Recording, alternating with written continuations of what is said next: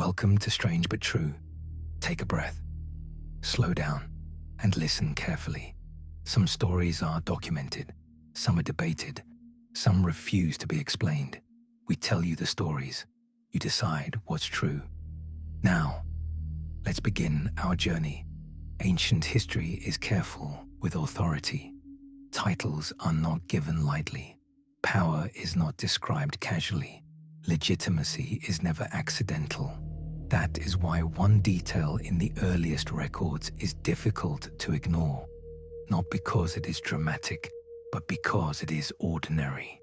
In the opening sections of the Sumerian King List, the rulers are not introduced as humans. They are not described as founders. They are not framed as ancestors. They are not treated as symbolic figures. They are listed as kings, and they are identified as gods. And that creates a problem the text never resolves. Because if this was not metaphor, then history begins somewhere very different than we are taught. This is not poetic language. It is not belief being described from a distance. The text does not say they were like gods. It does not say they were believed to be divine. They are named the same way later human kings are named. City, name, length of reign. The structure never changes. Only the identity does. In the earliest period recorded, political authority does not belong to humans at all. And the text does not pause to explain this. It does not defend it. It does not justify it. It simply begins there. This list was written to establish continuity, to legitimize rule by tracing authority backward. The scribes who preserved it were administrators. They documented land ownership. They tracked labor. They recorded laws and taxes. They were trained to be precise. And yet, they recorded divine rulers using the same administrative language used for human kings. There's no visual separation in the text, no shift in tone, no signal that something extraordinary is happening. The gods appear inside history, not outside it. They are not framed as distant forces. They are not separated into mythic time. They appear in the same sequence, under the same authority as the kings who come after them. And once they are placed there, they cannot simply be dismissed, because removing them would collapse the authority the list was meant to preserve. Later, Mesopotamian texts clearly separate gods from kings. Temples and palaces are described differently. Ritual language is distinct from legal language. The boundary is obvious. But in the earliest section of the King List, that boundary does not exist. Authority flows from gods to humans without explanation. Kingship descends, and then it continues. This transition is not framed as symbolic. It is treated as administrative fact. Some modern scholars argue this reflects religious worldview. Others suggest legendary ancestry, but the text itself does not behave like metaphor.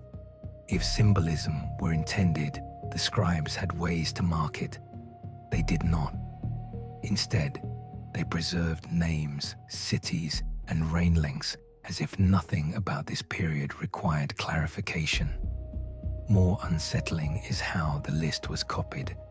Most surviving versions were written long after this era, by scribes in cities ruled entirely by humans. They could have revised the text. They could have removed divine rulers. They did not. They copied it faithfully, even when it no longer matched lived reality. To alter it would have broken continuity. It would have disrupted legitimacy. It would have fractured history itself. So the record remained intact, a history that begins with gods ruling cities. And yet, the list does not remain this way forever. Without announcement, without justification, the gods stop ruling. Humans take their place. Reign lengths collapse from millennia to centuries, then to decades. But the text never explains why. The gods do not die, they do not leave, they are not overthrown. They simply disappear from rulership and the record moves on. Ancient writers were not afraid of explanation. Floods are explained, wars are explained, curses are explained, but this transition is not. It is treated as normal, as if the reason was already known, or as if it no longer mattered.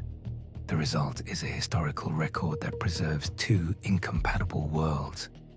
One where gods ruled cities, and one where humans did, without telling us when the boundary was crossed, or how, or why. The scribes did not resolve the contradiction, they preserved it, which leaves us with a question the text never answers.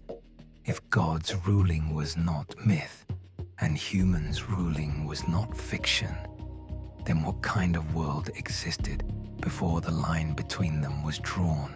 History has a way of hiding the truth, inside what it chooses not to explain, inside tales, inside myths, inside legends, inside things that feel just a little off. If this story held your attention, subscribe to Strange But True, because sometimes what sounds unbelievable is exactly where the truth hides.